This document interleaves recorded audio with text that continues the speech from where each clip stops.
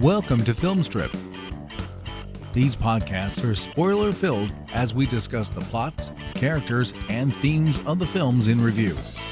All content used or discussed in these podcast episodes is the property of the respective owners and used under the Fair Use Act, Section 504, C2, Title 17. Welcome to Film Strip. I'm Ron. And I'm Lindsey. And we are here to talk about April Fool's Day. Not the holiday, not the concept. We're talking about the actual movie, April Fool's Day. No fooling. Starring Deborah Foreman, Jay Baker, Deborah Goodrich. Two Deborahs in the same movie. It's just not right. What? Ken Olanth, Griffin O'Neill, Clayton Robner, Amy Steele, and Thomas F. Biff Tannen Wilson. Written by Danilo Bach and directed by Fred Walton. Probably not related to the Waltons who own Walmart, but you never know. Released in 1986 on a $5 million budget, it grossed $13 million at the box office and was a surprise hit that spring. Lindsey, April Fool's Day. Do you have any background at all with this movie? I don't. I saw it for the first time today. That's my one and only experience. I remember vaguely seeing the movie cover, like at the video store in the horror section. I recognized that and I thought, oh, maybe I have seen this, but I had not. So this was my first time. What about you, Ron? I've seen this movie many times, but like you, the most noteworthy feature of it to me was the VHS cover that you would see in the video store because it features a whole bunch of people like kind of cowering in the background around a dinner table. And in the back, you've got a girl with her hair braided into a noose. One hand, she's holding up a thing of, I think, champagne, and the other hand, hiding behind her back, is a knife. And it is very dramatic, and it is one of those covers that when you walked into your local mom and pop video store in 1987 or 88, it would be burned immediately into your memory and would be a thing you can never forget. And yeah, sadly for me, that is one of those things. Is it sad though? I feel like, I don't know. Those movie covers were iconic. We don't get that really anymore. I mean, you kind of do when you're scrolling through the streaming platform of your choice. I'm going to hop right into it and do a quick plot summary because we've got some details about the plot that we want to do a little bit more of a deep dive into outside of the plot summary. So this film opens in a basement where one of the lead characters, Muffy St. John, is doing some cleaning / making final preparations for the weekend. At the same time, a group of Muffy's exceedingly horny college friends are gathering at a dock to be picked up by a ferry to join her for the weekend at what we find out is her quaint summer home, millionaire summer home. And on the ferry, just before it reaches the shore of their destination, we get our first gruesome April Fool's joke with a game of stretch, which is where really smart people throw a switchblade and then they both stretch to catch it. Skip, an archer playing, Skip catches the blade right in the stomach and falls overboard, but not really. But that's followed up by another gruesome, not so April Fool's event, where the ferry crewman is crushed by the boat while trying to tie it off, but not dead. It just kind of crushes his face. Or did it? Now, the group is rattled when they get off the boat, or off the ferry, but Muffy leads them up the dock and takes them on a tour of her quaint summer home.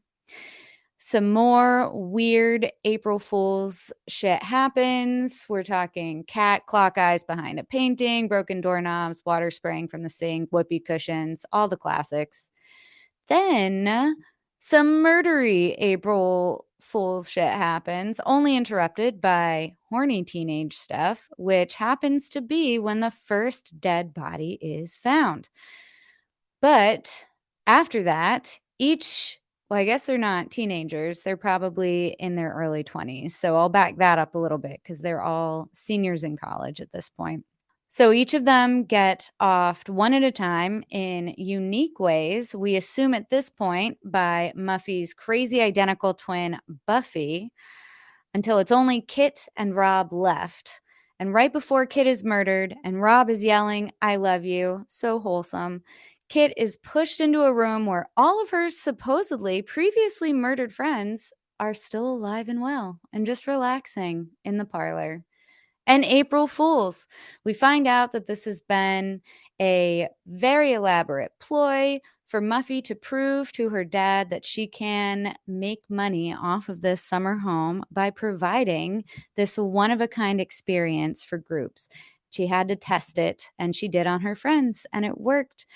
And the film ends with a final murder, but not actual murder, April Fool's joke, and a Jack-in-the-Box winking at the camera. So short and sweet. Yeah, good plot summary. It's one of those movies where there's not a lot of plot, but a lot of stuff happens, I think. Agreed. So that's the thick of it. I want to unpack some of these murders as part of the meat of this podcast. And I think we can go a little in order. So I already mentioned the first April Fool's joke with the switchblade stretch game that they were playing. It kind of sets the whole movie up for nothing's going to actually be real. But I totally got swept away in all of these murdery plots. And I was like, well, this is a horror movie. So gee, I guess they are real. So the end of the movie did get me. I'll admit it. So the first boat face smashing, not a real murder. But that one I felt was still kind of unbelievable. I don't know about you, Ron. And I know this is also a first time watcher with someone who's watched it a bunch of times, but did you always think, like, the first time you watched it, were you like, that guy's definitely coming back at the end of the movie? No. The first time I watched it, I didn't pick out what was happening until the very end of the movie when the reveal happens. So it all took me completely by surprise. But I thought what they were doing at the time was they were setting up, Smash Face is going to get out of the hospital. He's going to have like a bag over his head or something, and he's going to be the April Fool's Day killer. Yeah, that's kind of what I felt. I knew he was going to come back somehow, but I really expected it to be in a more murdery type of way. Which I mean, this is a Frank Mancuso joint. Frank Mancuso is the guy who produced all of the Friday the 13th movies. Mm. So I thought maybe he was like, well, we got this deformed Jason head laying around the prop department and some spare sacks with one eye cut out. Maybe we'll just recycle some of those into this other little flick we're making up in Canada. Yeah, why not? Yeah, but no, it I have to admit it got me the first time, and when it's been a while since I've watched the movie, it takes me a little while to realize, oh wait, yeah, this is what's going on here, like it did this time because I haven't watched it in years, but I've Yeah. watched it often enough that I can follow it, blindfolded. Oh, it was it it did get me. I'm going to go kind of linearly here. So when Muffy brings everybody in and they all have their own little place settings with the dolls, I was like, all right, Yeah. the April Fools and Smash Face, like those were, bloody, but the dolls straight up creepy. And I love that it was in this big fancy house with the plastic forks and the hot dogs. I have been to big parties in big mansions, and every one of them, I'm not kidding, has served hot dogs. Wow. Yeah. I've never been to a big party in a fancy house. I have, however, eaten many hot dogs by lakes. Yeah, So I it guess feels it's right. I guess that's kind of what you do when you're at the lake, whether you're in a mansion or you're in a trailer. Yeah, I guess. And I mean, it's nice to see the groups like split off and we get to learn a little bit about each group as they're doing their thing. So on the ferry, we have the split. And in the kitchen, when the girls are making dinner, heating up cans of beans and hot dogs, and they're playing that Cosmopolitan, the magazine. The Cosmo I can't quiz think. Yeah, thing. the Cosmo quiz. That's what it is. Now, did you read any of the Tribune, IMDb Tribune trivia about I this? did. Yeah, that was totally improv. Or Yeah, they it's were really. doing it on set first, and then the director overheard them, and they were like, let's just see what happens. And then it made it into the movie. Yeah, which is a really interesting. It's nice to have that kind of um, loose structure to a movie where you can afford to do that kind of thing. And I also like that they got to get the cast together in the hotel prior to shooting so they can hang out and kind of build, rapport with each other. Because I feel like that does kind of um, It I makes a feel that difference. yeah, I feel that rapport kind of comes through the screen, so we get that these people are friends or at least friendly with one another. Yeah, it really felt like, I feel like I don't say this about a lot of horror movies, especially a lot of horror movies that I feel like we tend to review, or at least I tend to be on the reviews of the show. But the acting felt very natural for something in this genre. And that probably is why. So, No, as I think you've got like a really good point there, and I feel like that it's a lot less stylized than a lot of the stuff we have on the show, and it's a lot less stylized than a lot of the stuff that actually comes out. Because if you compare this group of kids to like any group of kids from one of the Friday the 13th movies, which it's directly parallel to because of the whole mhm, setup and the production company and everything, these kids, uh, while there are too many of them, they feel a lot more like real people than a Friday the 13th kid. yeah, I I agree. And we got more time, I feel like, with each of them than we got with the Friday the 13th kids, too. Like, we got more personality, more backstory out of each character than you normally would in a Jason flick or Yeah, and like any of the slasher flicks. yeah, and like we established that these aren't just, these are kids who are going to be graduating college and have like futures and plans and aspirations and stuff, and like you don't get any of that in a Friday the 13th movie because it's just like, all right, where's the beer, where's the weed, where's the no pants? That's what Yep. we're at this camp for. But this feels like it feels vaguely like one of those one of those other, what's that college, what's that movie about those kids who come together at the senior year of their college and it's all about like their aspirations and stuff. I That's have extremely no vague, but it's idea. it's one of those like prestigious drama movies.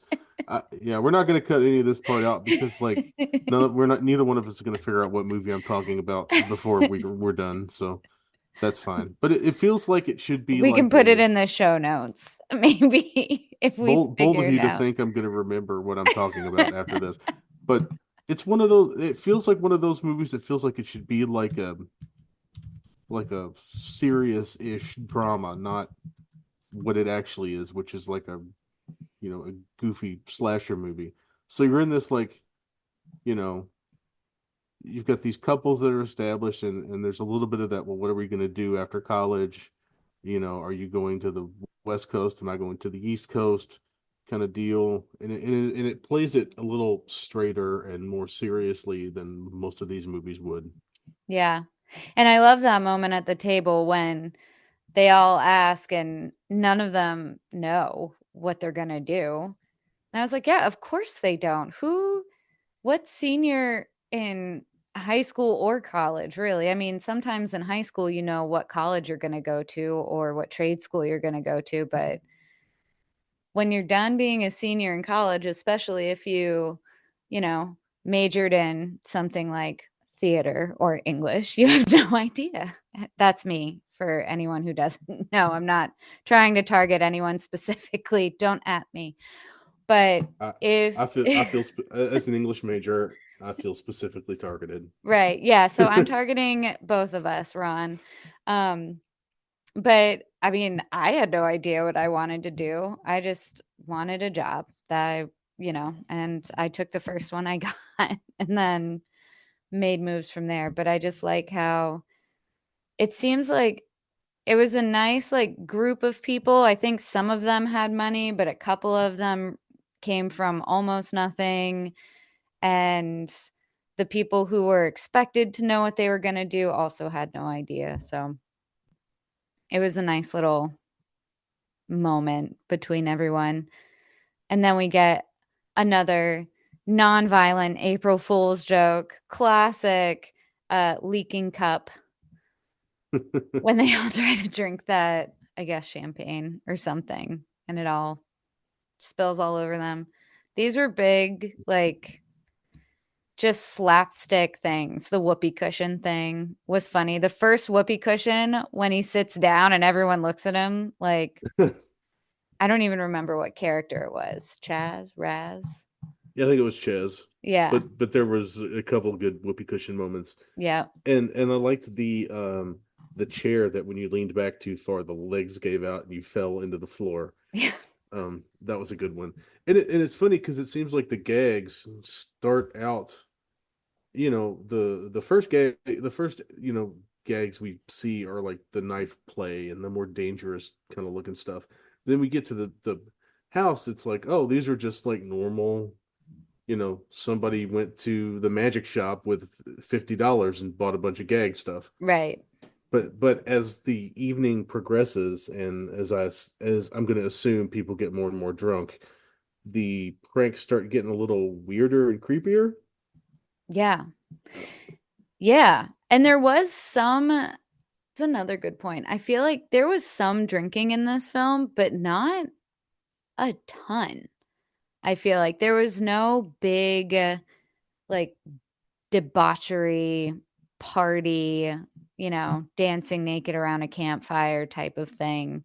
It was just the only one really drinking was and I'm going to apologize to anyone listening. I had a really hard time remembering pretty much every character's name in this movie.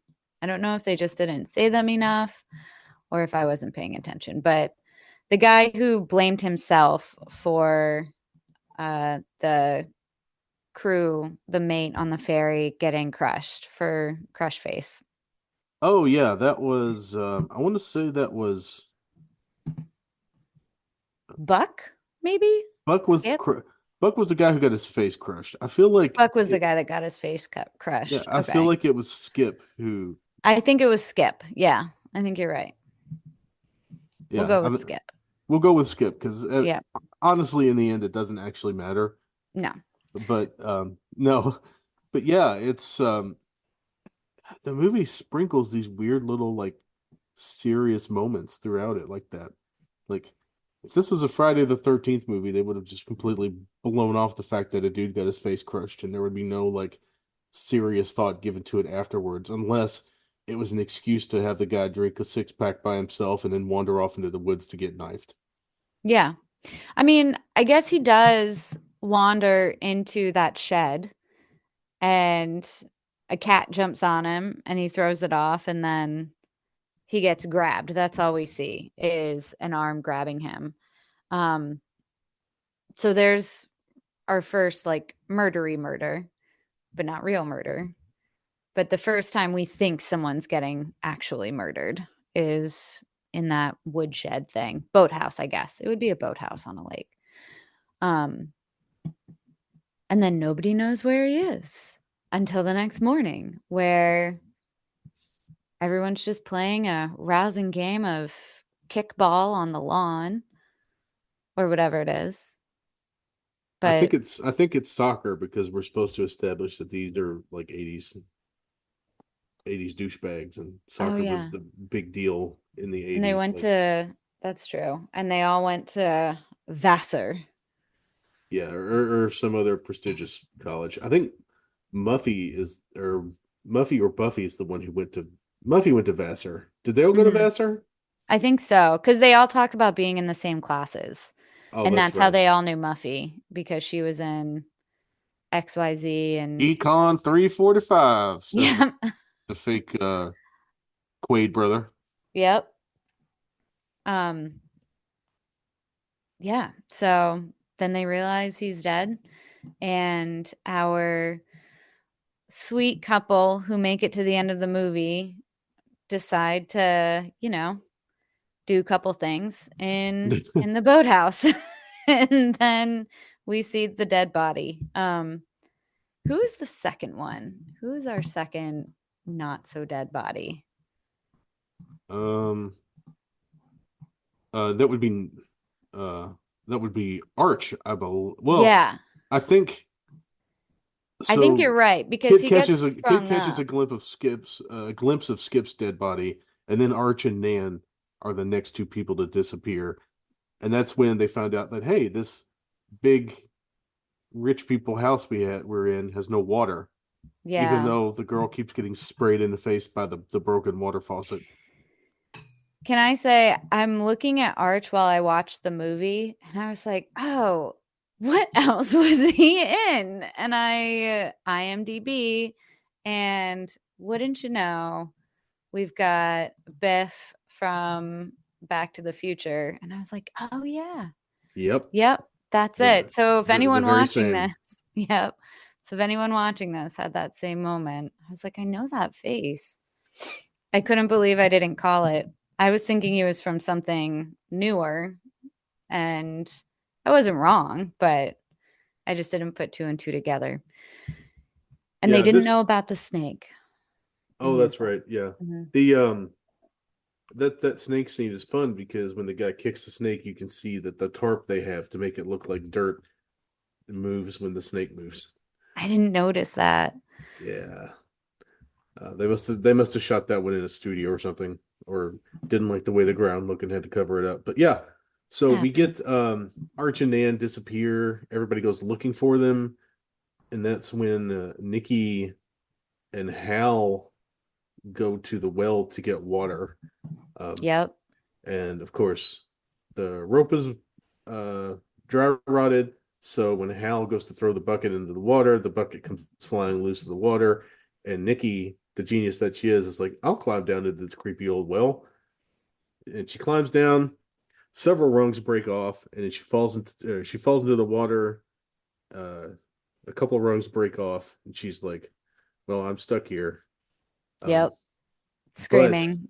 but that's what happens is the severed heads of Skip and Arch come bobbing to the surface alongside the body of Nan. So if you wondered where they went, they are in the well taking a swim. But the fake Quaid brother is able to crawl down in there and help her get out. Um, but that is our first. That's the first real sign, aside from a brief glimpse of a gray-faced dead Skip, that that things are getting a little weird in this place and people are starting to die. Yeah. And it, And honestly, that's where it got me. It was that, because up to the well point, I was like, okay, this is kind of weird. And we see Muffy acting all weird that morning too. And of course, we know that we're meant to think that she's her twin sister, Buffy, but we don't know that yet in the movie. But she's acting all weird. And I was like, what is she? My first thought was, is she a werewolf? What is happening? Because I didn't know. Because, she was acting funky. I feel like a werewolf would act. yeah, she is acting very. She immediately starts to like the next day. She immediately starts to be like suspicious looking, Yeah. and her style of dress kind of changes, Hmm. which is I think them leading you to the path that maybe this is not who we think it is. But I Right. didn't think that she would be I didn't know if she's going to be a werewolf or not. That would be a great twist for this Right. movie if it was like secret werewolf. This is where my brain starts writing in the movie that I think it could be. So I went werewolf, and then I never, maybe because I don't know, maybe I haven't watched a movie where it's been done in a while, but I never thought evil twin. I thought, oh, it's going to be one of these like super creepy movies where she's like stealing the souls of people and putting them in dolls, and maybe her dead mom is actually her because she like somehow is Oh, nice. channeling her mom's, soul or whatever into her own body. And of course, it was so much simpler than that. So I'm writing a way more complicated story in my head than it needed to And I be. was always expecting it to be like a situation where um we would get some sort of big reveal like, I can't believe we were so mean to Muffy. We should have been much nicer to her. She's so cool after all. And here we were like picking on her, or someone so and so got her pregnant and she had to get an abortion or whatever, which is a will be picked up is that is I that think that was Kit? Nan. That's Nan, yeah. I think Yeah. that's Nan who has uh the hint the implied slash said abortion Yeah. thing. And yeah, that's why she got so upset about that baby crying tape Yeah, right outside the shower. which in retrospect, once you see the end of this movie, you're gonna be like, man, Muffy was not a good friend to these people. Not just for that, but like for some of the shit she put old Nan through. It's like it's just I Yeah. don't know. That seems kind of cruel to me. It kind of does now that you put it that way. And didn't they she did kind of apologize at the end about the crueler things that she did, but she phrased it as clothing specifically. I don't know. I think Yeah, that's what she I think she said. thought people were more upset about the weird bondage gear they kept finding and less upset about the you outed me for having an abortion in college that I didn't want to tell Yeah. people about. Yeah. Yeah, she really didn't she really didn't read the room on that one. But Yeah, Nan stuck in there. She still yeah. played the game. Oh yeah. I mean, she probably didn't have much of a choice. I feel like maybe there was some financial compensation going around, uh, That would make sense. especially for, some of the people who like were new to the game or who were pretending to be dead longer. Um, but yeah, Yeah. as the weekend goes on, more and more people are starting to disappear. And as it turns out, there's no way to get off the island until Monday. And also the phone lines are dead because it's a movie and phone lines never work in movies. But yeah, No. they're stuck there until the ferry comes back on Monday. And one on one, they start disappearing while primarily Kit and Rob um, are the ones skulking around looking for like actual clues. And that's when they come across the picture of the two twins in Muffy's father's study, Study. and they realize that uh, for every Muffy, there is an equal and opposite Buffy. Mhm. So that sets up the first quote unquote twist in this movie, the killer evil twin, which is a classic one. It is. And I can't believe that wasn't one of the things that popped into my head. It just didn't. But But would it it be was would it. but would both Muffy and Buffy be werewolves Oh. in your secret werewolf movie? I mean, boy, I feel you like really need one werewolf, but I feel like one's a werewolf and mhm. one's a vampire. That I was kind of going down that road, but werewolves actually, I'll tell you, werewolves have become less of a hole in my repertoire of movie consuming. But yeah, werewolf vampire, it's like Twilight, but not. And to me, in that movie, one of them is trying to kill all the people, and the other is trying to protect all the people. Yeah. So you've got the disheveled werewolf sister coming down in the morning, and is like, and she looks like hell because she's been awake all night keeping the vampire at bay. And then at night, the vampire comes out, and that's when people start disappearing. And See, I'm with you. I was about to ask, well, which one would want to kill the people and which one would want to save the people, the werewolf or the vampire? I think I'm on board with that. The werewolf would want to save them. Well, I'm just operating off of old White Wolf gaming rules where the werewolves were were mostly good guys and the vampires were mostly indifferent at best to humans. Hmm. So I can't shake that hard. I started playing those games when I was like 14, and I can't shake the that hard coded fact out of my brain. So It's true. And also, Professor Lupin in Harry Potter's a werewolf, so and he's pretty that's a cool. good point. That's a very good point, and he is very cool. Hmm. But now that we've gone down the train of rewriting this partial movie, um, where I don't even remember what we were talking about. I like our werewolf vampire rewrite. Well, that's just a thing we would normally be doing towards the end of the movie where we get our rewrite fun That's segment. true. So we're just gonna have to Shatner some lines or something. Yeah. Um, but Yeah. yeah, we're left off after the discovery of Muffy/Buffy being a thing, and that's when Kit and Rob try to escape in the boat, realize they don't have the key, then they have to come and double back and go back into the big house, only to find that it's been locked up, so they have to sneak through a conveniently unlatched window in the basement, which if you've ever seen any movie, you know this is where something crazy is going to happen. And Hmm. that's where they find the severed head of Muffy in the basement and the confirmation of in the way of a growth chart scratching on the wall that Muffy and Buffy are Oh the yeah. two Yep. twins. And it's like, did you And really that's when they bring put it together.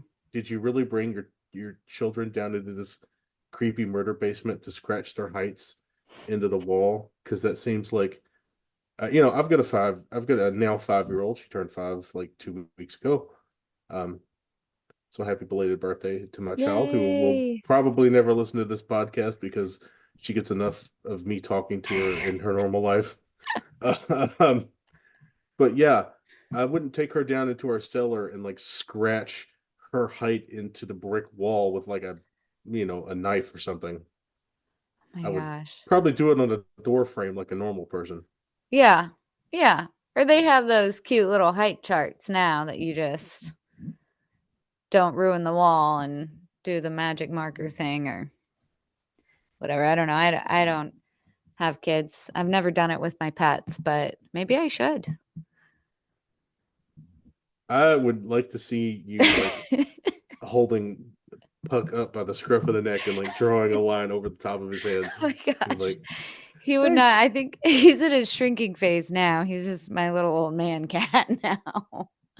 But do cats get shorter though? I don't know. He has gotten thinner. He's gotten svelte. I mean, in a good way. He's not actually, this is my other cat's birthday today. Happy birthday, Widgie. Um, he never makes an appearance. He's a little antisocial. But Puck, I don't think they don't eat as much when they get older, but that's it. I haven't noticed. They do kind of get shorter because they walk weird on their feet, like they get arthritis and stuff too, just like any human or other bigger animal would. But you know, yeah, Yeah. I should try that. But I don't have anything to compare it to, so And when Lindsay shows up to our next recording with an eye patch, we'll know what happened. you And know.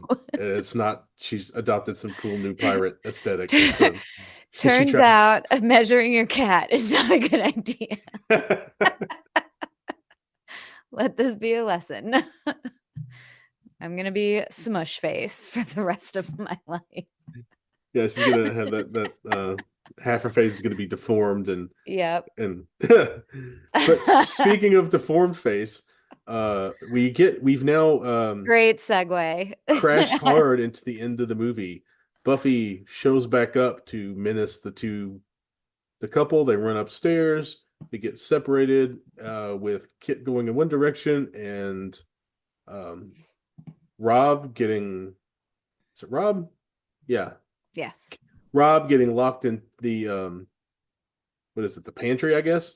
Yeah, I think he gets locked in the pantry. Yeah. Some sort of rich people thing that I don't have. And that's when we get, after some menacing and chasing and threatening, that's when we get the big reveal. Uh, Kit goes crashing into the living room, and lo and behold, all of her dead friends are just sitting there having a conversation or pretending to have a conversation, but not talking so they won't interfere with the sound of the tape. But they're all there hanging out, and they all kind of ignore her for a little too long, I think, before Buffy comes in, and they all turn around and it's like, surprise, April Fools. Turns out Ah. the whole movie was a joke. Meanwhile, poor Rob is like wetting his pants, trapped in the trapped in the pantry, screaming and pounding on the door because he thinks his girlfriend's getting disemboweled because of all the screaming he hears in the next room. Um, that is until Smushface shows up in the pantry out of nowhere, and then Rob really starts screaming. Like the cliche is right, the scream queen, but I feel like uh, Ken Oland here is auditioning to be the world's first scream king because he is just Oh, going for it. he nailed it. He did not calm down either. The set, like, even after he saw everyone, he was just confused, but still screaming. Yeah, he spends the rest of this movie confused and terrified. Yeah, Even after he was even after they explained it to him. yeah, he still looks a little uneasy, which you would. Yeah. And then once he stops screaming or externally screaming, I'm sure he's still internally screaming. Mm-hmm. Mm-hmm. Muffy goes through her whole setup, which was that she has wanted to turn the mansion into a resort, offering a weekend of staged horror. She got a friend who does special effects. She got some of the townspeople to cooperate. She got her uncle involved, and all of the victims, after they were made into victims in air quotes, agreed to take part once they were explained, this is what I'm doing and this is what is going on. And then everyone has a big laugh about it, except for probably the two traumatized finals survivors. But Muffy gives everyone their own bottle of champagne, and I suppose that makes it a little bit better. Would that be enough to make it up to you for being, presumably having wet through at least 1 to 2 pairs of pants by this point? Oh man. Oh yeah, they even joke about people going through, or at least one of them. Go Biff. He went Yeah. through. Uh, Arch. yeah. Arch Yeah. went through a pair of pants. I maybe I think at that point I would just be so happy that it wasn't real. I definitely would have taken it better if I was one of the first people that was offed, because then you're just hanging out at this beautiful lake house, relaxing, I assume. I assume she had places to kind of set them up to hang out for the 24 hours that this was all going on. Yeah, they kind of show another little like guest house kind of thing at one point Mhm. that it was dark from the outside, but I think I kind of see that was where everybody was secreting off to enjoy themselves. Like I feel like if you're like Skip and Nan, like the first couple of people to go, Arch, then Mhm.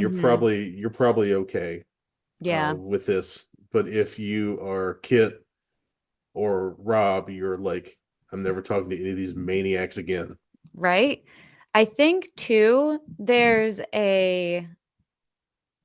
I feel like there's a potential, I don't know, I got the vibe um that Muffy was potentially going to offer them all to be kind of a part of the business, because none of them knew what they were going to do after college anyway. So that probably would have made up for it a little bit too. And maybe that was a conversation that was had after the fact, but that was kind of the impression that I got.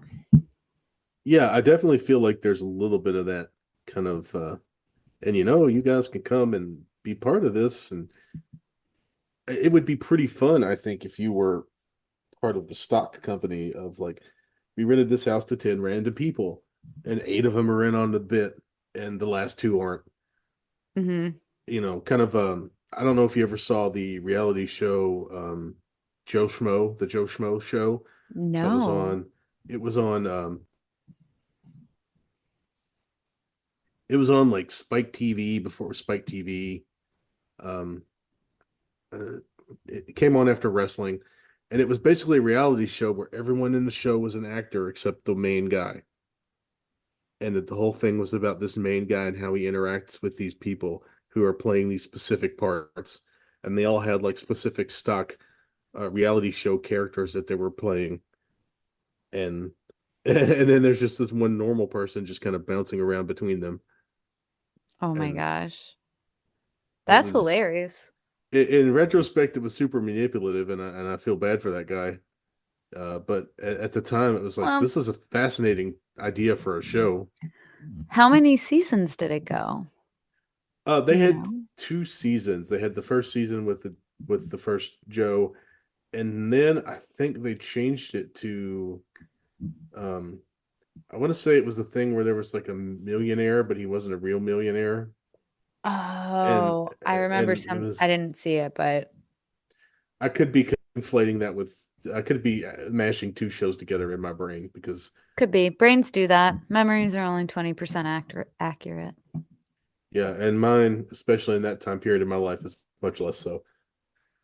But I could tell you like half a dozen jokes that they made on Most Extreme Elimination Challenge, which also aired at that same time. That can be a part of. We should add that to our outline for future episodes. Ron has to tell a joke from this very specific show that he watched years ago. That would be terrible. I don't know if anybody remembers that show but me, but I hope people do. But so we've all right, so we've kind of gone through the plot of the movie and we've gotten to the very end. And Um, we've done our rewrite, and really. I we've don't done a know. Is there anything else you would rewrite about this besides the werewolf versus vampire? I don't know. I think Secret Werewolf, Secret Vampire is a pretty good rewrite for this movie. Um,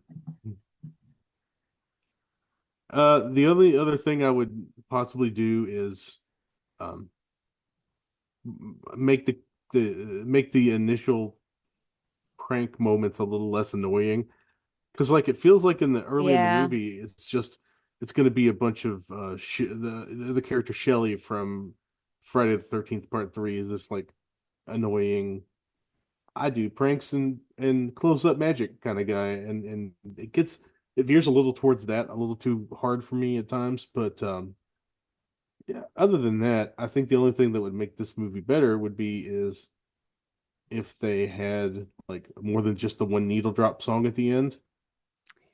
Yeah. Yeah. That that would have been good. I mean, and that was my only I mean, the score itself was good.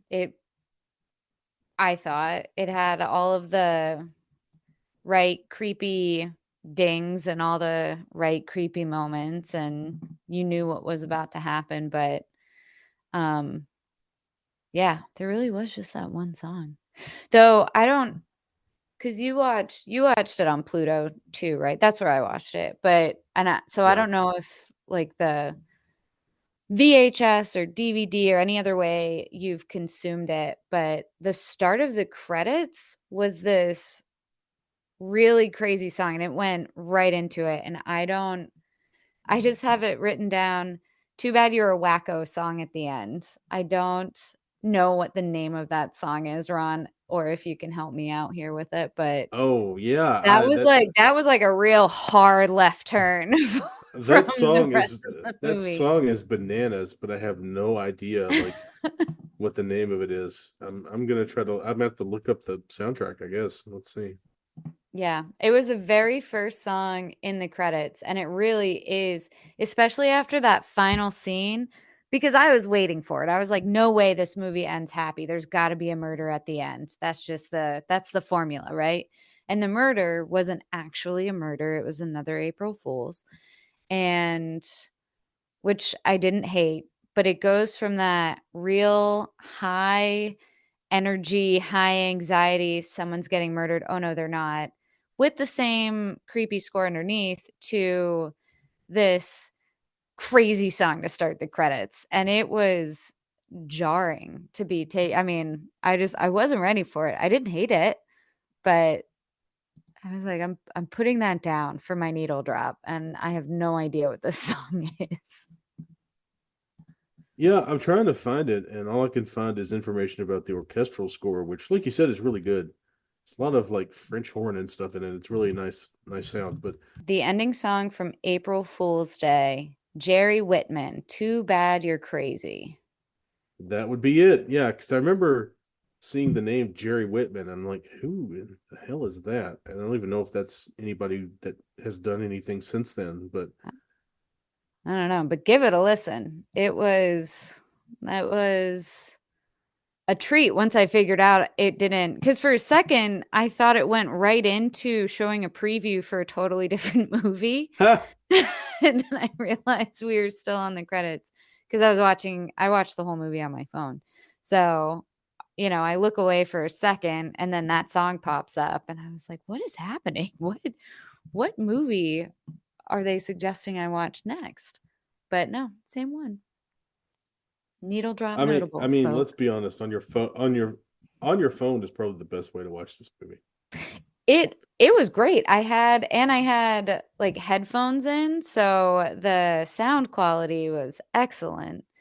But yeah, I was just sitting at my desk, had my little phone propped up, and like I said, I told Ron earlier, I did not make Brian watch this movie because horror flicks are not usually his thing, but I think he probably would have liked this one.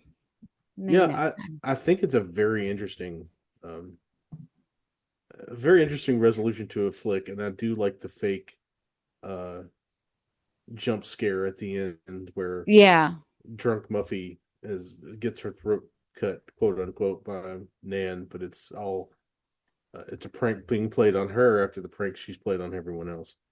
And honestly, Nan really deserved to play a crazy prank on Muffy after the whole baby tape thing, right? 100%. She earned that one. Um, That's why I thought like maybe she was come back to really cut her throat, and it's like yeah. she'd finally snapped. This sweet theater nerd who just likes to sew and read just snapped. Would you recast any of this show or any of this film? I don't think so, because a lot of the people that are in this were like notable actors, especially in the 80s. So I don't know who you Hmm. would like, because you got Thomas F. Wilson who goes on to be a thing. One of the girls played across Nicolas Cage in Valley Girl. One of the other girls is one of the girls from Friday the 13th Part 2. Yeah. So you've got a lot of like kind of familiar to completely familiar people in the flick. So I don't really think it would you would benefit by recasting unless you want to get like one above the title big name to be like Jamie Lee Curtis as Muffy slash Buffy or something. Yeah. But even then, I don't know if I would. I feel like the cast just gelled really well. So that came across in their acting and in the movie. I don't know if it would work as well with other people, but if they gelled because of the hanging out in the hotel or um I don't know, it just they all felt like they were real friends and they were really believable. I liked them. I don't think I'd recast anyone. I like the old the fairy guy too.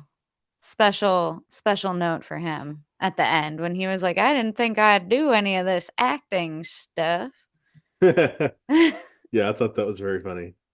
Uh, but that begs the question, since we've done our recasting segment, there's one thing left we have the option to do, and I think there might be at least one good thing to Shatnerize in this movie. Lindsay, do you have any Shatner ideas? I put a few quotes down, but I think I'm gonna go with my first one. And gosh, I mean, Shatner isn't my best impression. So here we go. Nice. It's gonna be better than nice. It'll be bloody unforgettable. Your Shatner gets a little Christopher Walken. Yeah. Yeah. Yeah. We'll go. I mean, like I said, I'm not great. at impressions or at Shatner impressions. But I do have one. It's one of the better Chaz lines from the very beginning of the movie. It's Yeah.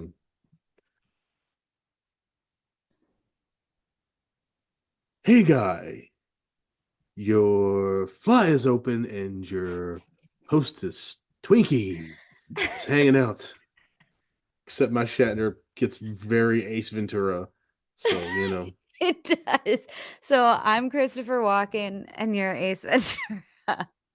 Good. Good for us, though. Look, we try. I mean, I'll always give it a go. I should take.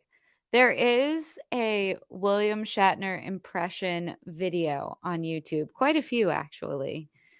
So maybe I'll hop on that, Yeah, see if but I can get any better. if you get actually good at it, it's not going to be as much fun. That's fair. That's fair. No shame. No shame in our fun, but maybe not great William Shatner line readings. But there you But have it. having disappointed William Shatner, Jim Carrey, and Christopher Walken at the same time, Yep. now's the time for our final Final thoughts thoughts. and popcorn ratings for April Fool's Day. Uh, Lindsay, what are yours for this slasher movie that isn't a slasher movie? Yeah. Honestly, I mean, I coming into it fresh, having never seen it before, I liked it so much more than I expected. It was really fun. It had twists and turns I did not expect. I clearly expected some wilder ones, but I was pleased with the outcome. And even the last murder, not murder, was surprising. And it was just, it was sweet. If you're looking for a super gory slasher movie, this is not the one for you. But I enjoyed it. I'm going to give it a really good medium popcorn with extra butter, but like extra butter that you pumped in through a straw so it goes all the way to the bottom. You Nice. know what I'm talking about? Yeah, using that trick. Ron, what about you? I agree with you. This movie is one of those movies that kind of grows on you when you get to the big twist. It's actually it was a very popular movie to show on cable because you didn't have to cut a lot out of it to make it broadcast friendly. Yeah. There's still enough going on. Of course, I believe it's the Swedish version cuts out all the murders completely, so the movie makes absolutely no sense, even less sense than it does this way.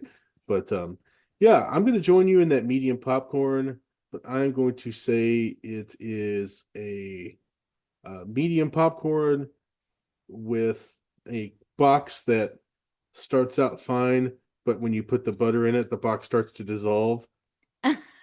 Because that's the most April Foolsiest joke I could think of that it would involve a popcorn bucket that isn't like going to get you thrown. Perfect. That's going to get you thrown out of the AMC or the Regal. Um, this is not a podcast that supports the Dune 2 popcorn bucket in any of its horrible forms. But yeah, I'm going to join you with that medium popcorn. Um, Great. Possibly I don't know what you would do to make a prank out of popcorn. Maybe secretly put a bunch of salt in there, or swap the salt out for sugar, so they think they're going to get some nice salty Oh. popcorn, but it's sweet. But then again, Or like, that makes it kettle corn, and that sounds good too. yeah, you could do the thing where you unscrew the salt shaker top so that when they Ah, go to dump the salt or shake the salt lightly into the popcorn, it just all dumps out. But you already paid $18 for it, so you're not gonna not eat it. that's a good point. And I mean, the straws are at least the last few times I've gone to the movies, the straws have always gotten holes in them anyway. So Mhm. it would be like you drink half the drink and then you got to go get a new straw because the other straw has a hole in it and it won't drink after a certain portion. Oh, is it like So the paper straws? yeah, Paper straws are a giant April Fool's joke for everybody. They're literally that dissolving popcorn bucket, but Yep. for a beverage. Yeah. But yeah, so that's our final thoughts and our popcorn ratings for April Fools. Ron, do you have anything to plug? I do. About the time this drops, I will be dropping my last review of the season for The Walking Dead, The Ones Who Live, the Rick and Michonne centric Walking Dead spinoff. That's actually really good. The fourth episode is a really interesting one. It's written by the Denai Guerrera who plays Michonne, and she has a background in theater. And by background, I say she has won Drama Desk Awards and Obie Awards and been nominated for Tonys for her writing. And she wrote this one, and it's basically a two-hander with her and Andrew Lincoln who plays Rick, and it's like Who's Afraid of Virginia Woolf, but with occasional zombie interruptions, because it's like this all the flaws in their relationship, the will they or won't they make peace with each other and get back together. They have a very uncomfortable, very realistic argument with one another that lasts throughout most of the episode, and then they have a reunion, but at no point does it feel like they're going to end up in a happy place. At no point does it feel like, until they get to an earned resolution, that they're going to like resolve this problem in one episode. So it was really incredibly well written, and I've really been a fan of the show thus far. But yeah, you can catch that over at Den of Geek. Lindsey, you have anything to plug? Nope, not at the moment. Well, that's it. So when Lindsey does have something to plug, you'll be able to see it on our social media. You can find us on all the socials at Filmstrip Pod. You can find us on the podcatcher of your choice. Please subscribe and tell others about the show, and share it wherever you can, with your friends, with your enemies. If you want it to be an April Fool's joke, send them the one we did with Anthony, where we fooled him midway through the episode by changing the movie, but we recorded with him on it. That was great. That's probably the best April Fool's joke I've ever pulled off in my life, and it wasn't even for April Fools. So fantastic. And the fact that it all worked out and came together was a big surprise, because I just knew I was going to blow it somehow, and I didn't. So good for me. And Anthony was very happy with it too, and that's kind of all you can ask for. It was it's fun shenanigans, not hurtful shenanigans like Farva does. For those of you who've seen Super Troopers, which at some point has to come to the show, if it hasn't already. Wait, we haven't done that yet? I don't think so, but we're 400 something episodes in at this point, so who knows what we've done. But yeah, so check out our back catalog. There's lots of stuff in there, to the point where even we have trouble keeping up with it. But until next time, when we add more stuff to the catalog, I'm Ron. For Lindsey, thank you for listening to Filmstrip. Thank you for listening to Filmstrip. You can find more episodes on our website, filmstrippodcast.com. The Filmstrip theme music is produced and performed by Frozen Lake 121. All content used or discussed in these podcast episodes is the property of the respective owners and used under the Fair Use Act, Section 504, C2, Title 17.